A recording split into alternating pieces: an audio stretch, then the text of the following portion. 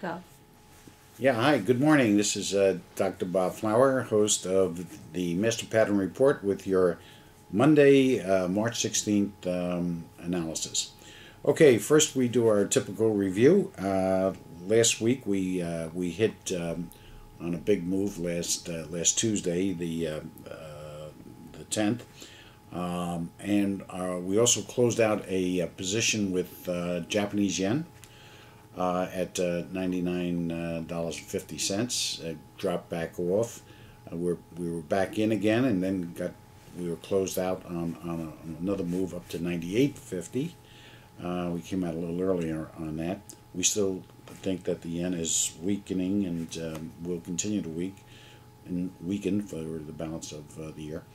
Our positions on bonds are still in the up mode, and we're holding on to that long term. By the way, for those of you who might be questioning whether these are short term or long term, well, the commodities, we do have a long term call on the yen, among others, going down. We're playing it on a day-to-day basis. Okay. The Australian dollar did do a turnaround last week, as it looked like we did.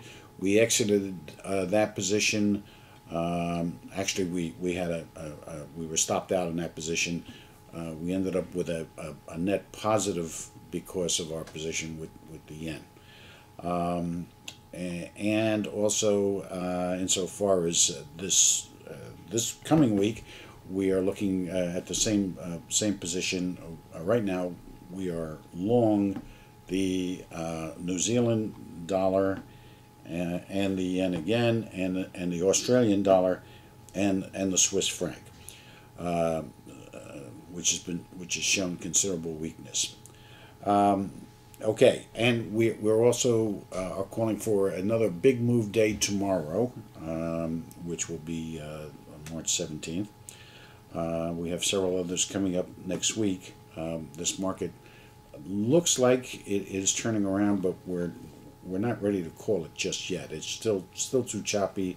There is an energy field, so to speak, that's sort of drifting in and out and up and down, and we're not there yet. But we think that if we can break through this 775, 777 level on the S&P, we think we'll have a good run up to around the 900 area. And then see what happens from there. Okay, so all our positions, our longer-term positions, are holding. Our shorter-term positions are we're going to take some short-term profits if we can get them on the Australian dollar, the New Zealand dollar, and well, those two primarily. Okay.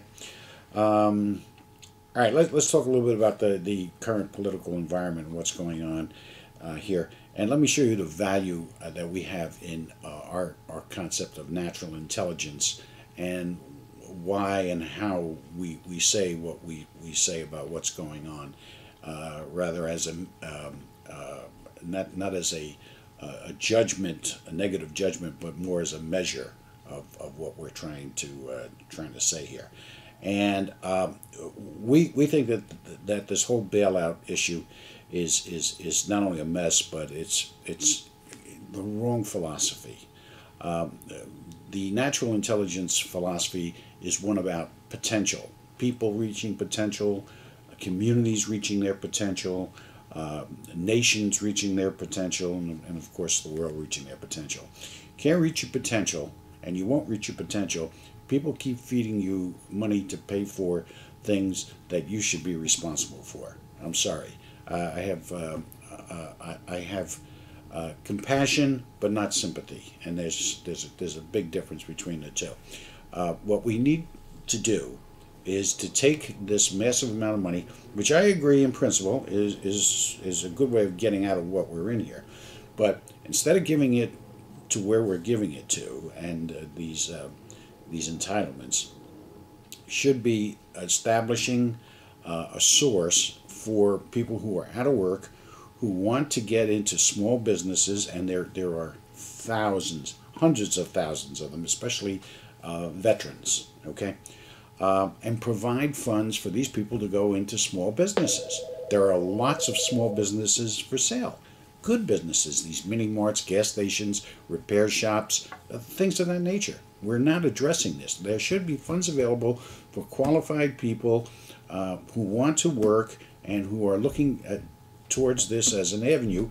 There's where the funds should go. Those are the people that not only will you be putting back to work and taking off of the unemployment roll, but they will be employing other people. So therefore, we then have a generation of upward movement in the economy, and we're not doing that. We're our governments are deaf. We do not have a sense of communication that people can bring these comments to, bring these ideas to, and they're just simply looking at this insofar as their political acumen, their political position is concerned. So therefore, that's our judgment relative to that. On a positive note, I was able to make a couple of breakthroughs with state legislators on our concept of health insurance and combining with life insurance. And there is one state legislator, he's a state senator from Westchester by the name of Jeff Klein, who I met at a conference and who has been thinking about a concept of this sort, which I'm going to be meeting with. I'm forwarding him some information on this.